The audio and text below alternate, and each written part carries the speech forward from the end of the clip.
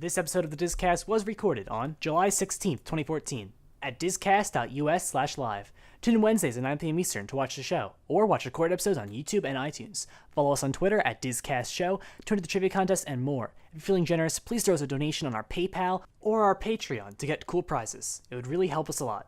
Thank you, and enjoy the DisCast. Alright, and so now we'll spend as much time as we can talking about Legends of Frontierland.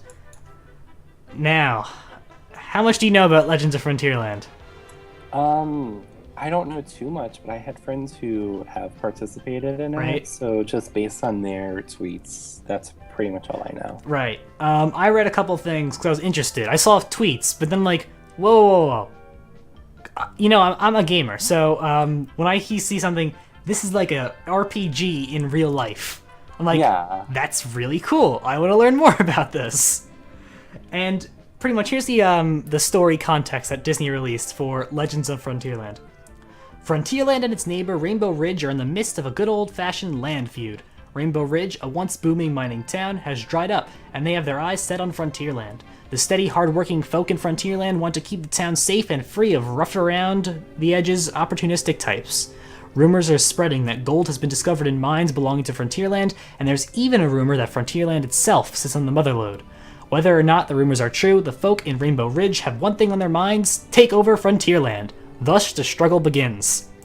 It sounds a lot like the setup to some kind of real RPG. You have to align yourself with one of two sides.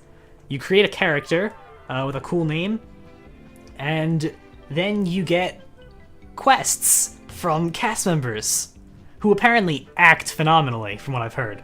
Yeah. It's obviously when you play an RPG like a video game, there's only a finite amount of things that can happen. Like usually like 3 chat options, and you choose one of those 3. You're like, what if I want to say something else? Well, now you can. There's no more cookie cutter things for you to say. You actually say whatever you want to the cast member, and then they'll reply based on their character. Mm-hmm. It seems pretty cool. And Yeah. so, pretty much the game revolves around you collecting bits and using these bits to purchase land. And then you obviously, I mean, if you're with Rainbow Ridge, you try to, get more land for Rainbow Ridge, and if you're Frontierland, you try to get more land for Frontierland. Dark says it sounds like gang wars in Frontierland. It Pretty really much. does. And the Disneyland Twitter account really emphasizes that. So you have to hashtag my Frontierland or hashtag my Rainbow Ridge. I thought they were one and the same. Yeah. Well, Rainbow Ridge, according to this game, was its own town. Like Mhm. Frontierland. Yeah. It's the town. It's the town where Big Thunder is. But Yeah. I always lump them really together, like Frontierland. I think so did everybody else. Yeah. But now they're saying, okay, they're 2 separate things. Yeah. I mean, personally, since it's Big Thunder, Rainbow Ridge all the way. That's just me. And apparently, I would be in the minority because most people start out on the Frontierland team, but Yeah. some switch over during the day because the cast members who are playing like Rainbow Ridge Bandits try to convert them, and it's interesting. So basically, you find these help wanted ads from cast members, and they tell you to do stuff. A lot of them tell you to make signs, and so you're drawing on pieces of paper and you're posting it in Frontierland. And then you get bits for doing that stuff. And there's a telegraph station, and this telegraph station is like, it's like you're playing Dungeons and Dragons and it was a game master. They basically what they say, they kind of like influence changes in the game, and they give jobs to you. And if you want to do a property sale, you got to do it through her. You can like put out things. It's kind of like a tweet through the telegraph, so all the other players can see what you're doing and stuff. You'll get bits for doing things. You can... Okay, this is really, really cool. There's a bounty system. So the cast members will see who's like really, really big in like the game, and then they'll put out a wanted ad for them. And then you can pick up this wanted ad and look for this guy, and then if you find him and you arrest him, you can arrest other guests, okay? So if you arrest this guy, you'll get bits. Mm-hmm. Now, the stupid part about it is, if they leave Frontierland, they're not up for grabs. So, yeah. Obviously, people are going to spend the entire day in Frontierland. There's other things to do. Yeah.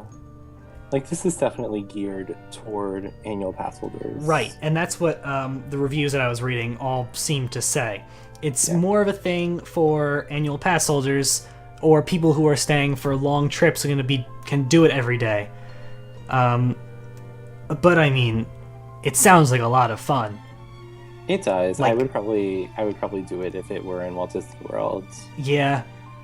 Especially since I would probably know everyone else doing it. Right.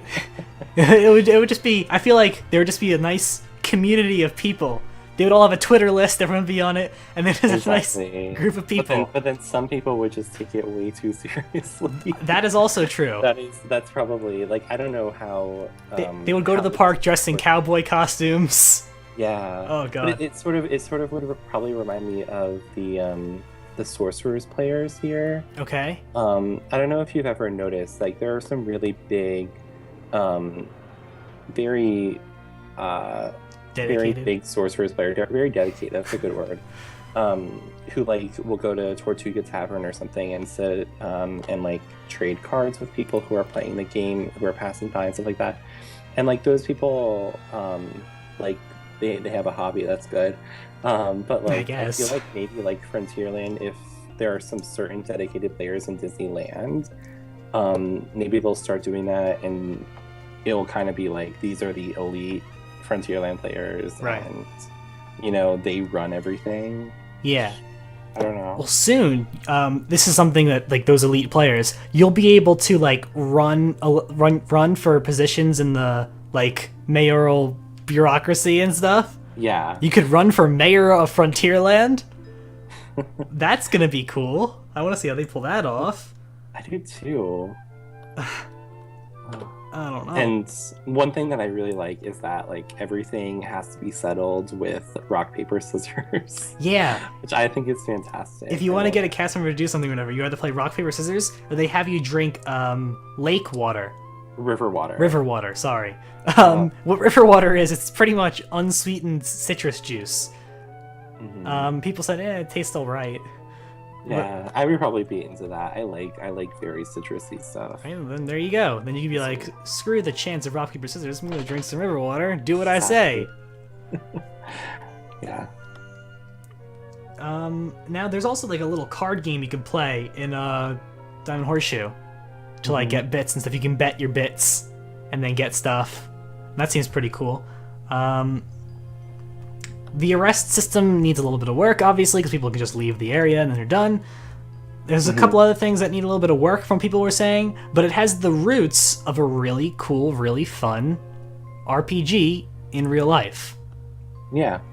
I would love to see something like that in Walt Disney World. Maybe not the same thing, but now that I was thinking about, what other games like this could they make?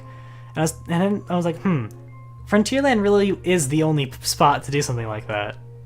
Like, what else could you do? You'd think. So, apparently they're working on an Adventureland one for Disneyland as well. So, they were playtesting it at D23 Expo or something, either last year or a couple years ago or something, and apparently it's going forward into motion. So, they are going to be doing an Adventureland type game like this. Let's see. What's the story behind Adventureland? Is it like a... I don't think there's a definitive story. It's not like just here's an adventure outpost in the jungle. Yeah, it's a lot of mishmash between pirates, different cultures. Well, I mean, for them, their pirates is in Northern Square. Okay, that's true. Yeah. So, but I mean, their Adventureland is still like different cultures. It's sort of just an imperial or a imperialism thing. Yeah. Now, I mean. Of course, in Walt Disney World, we already have a Pirates game, but instead of that, I'd like to see something akin to this. I think that'd be really cool. Like pirate-themed. Because there's tons of things you could do Pirates-themed. Yeah. And since Walt Disney World's Adventureland is much more pirate-based, and it's kind of, half of the whole thing is pirate-themed, there would definitely be room for a pirate game there. But of course, with obviously Sorcerer's Magic Kingdom and the pirate and the whatever what's the pirate game called? Pirates Adventure, I think. Something like that. No one Some- plays it. So, but you know, Yeah, like I would totally be up for that. And like if you were if you're doing that Pirates game, you could travel to Agrabah or there whatever. you go. I mean, it's like you could totally do all of Adventureland with that. Yeah, you could tie in the other places. Is that- Yeah. I think what also. I would probably do is I would probably want a Main Street USA game Ooh, where you can I don't know, it's like do what? Just like- be a 20th century person? Exactly, but then you could try to like get the Dapper Dans to pledge allegiance to your gang or something. Whoa! Grand think Theft that Auto. would So be- it's Grand Theft Auto Main Street USA. Exactly. I would say it's Main Street versus Center Street, maybe. Ooh, okay. Maybe that would work. That'd be interesting. I think that'd be really fun because I like that land a lot. Yeah, and it's a very overlooked one too. Exactly, and there's not any real rides except for the Main Street vehicles and the railroad. Right. So, I mean, maybe this would add more activity there. But when you think about it, do you want people to be clogged near the entrance/exit to the park? Well, no one would actually be really doing this because we don't have as many locals as Disneyland does. That's true, because I it feel is like its own only property. locals would do it. Yeah. Yeah. I feel like only locals would do it Yeah. here. But See, the problem for Disney is locals, such a small group. exactly. So you like Why put that much effort into it? But yeah. another reason is because I really love the Main Street citizens. I don't know if you ever stopped to see them. Yeah, I've seen a few. Yeah, they're hilarious. Yeah, I know. And you And- could definitely incorporate a game elements with them. Yeah, because I spend a lot of time talking with them when I'm on Main Street. And they're super nice and they really get into character. Right. So they would be great as facilitators of this game. Yeah.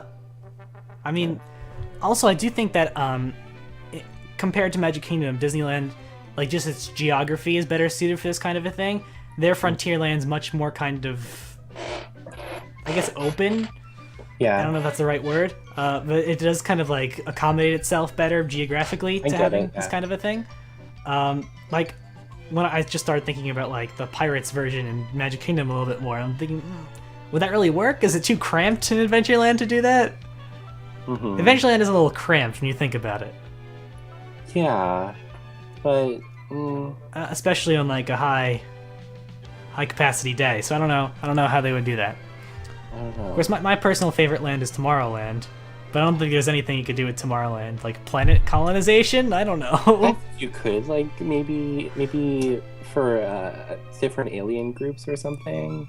Well, the thing with Tomorrow, like it's not like it's a galaxy. It's just like one like place. You know what I mean? It's one place with a lot of visitors, though. Okay, so okay, all right. Yeah, like you have different alien groups that, like, I don't know. Maybe they could be fighting for territory Yeah, in Tomorrowland.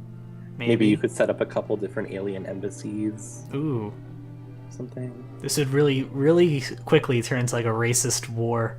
Yeah. It would be interesting. Oh god, I don't know if they want to open that can of worms. It would be interesting though. Yeah. Really Dark says he'd rather see them build rides and attractions in this stuff. I like this kind of stuff. I would rather them build rides and attractions, but at the same time, this stuff can't cost that too much money. Yeah, it's a lot of Like- just creative thinking and stuff. Yeah, and it's like there would definitely be different teams on this. Like the people who are building rides Of would not course. be the same people who are, doing this LARPing thing. Yeah, Walt Disney Imagineering is a huge company. Disney's a huge Exactly. company. But like it's a small gesture. It's not. I don't think it required a lot of effort behind it. But I don't know. I like this kind of thing. This is kind of like rides, attractions, shows, restaurants. These are the things you think of when you think of a theme park. You don't think of live action role playing games. Mhm. Like this is a nice little thing you can't do anywhere else. Like there's no organized games like this. Why not just invite the gangs to Disney Worlds? There are the social clubs, that's true. Yeah, I've seen the Disneyland social clubs in Walt Disney World more often. Really? Wearing their vests. Yeah. Huh. Did they have like So a Florida outpost? I don't think so. I think they're just like they travel together, All or they right. travel maybe with a couple other friends who are also in that social club, Right. and they wear the vests. That's cool. It's always weird to see it, but then you're like, well, I mean, they're Disney fans. Yeah. Yeah, it's not like they're bad gang members. It could be worse. You could have actual malicious people in the parks. Imagine that. A bunch of, like, troublemakers all buy annual passes and they just, like, wreak havoc. That'd be a real gang war. Oh man. It would get much more real. Hmm. We hope you enjoyed this DisCast News Bite. If you want to watch the entire show, the link will be in the description below, and you can always watch the shows live, Wednesdays at 9 p.m. Eastern at discast.us/live.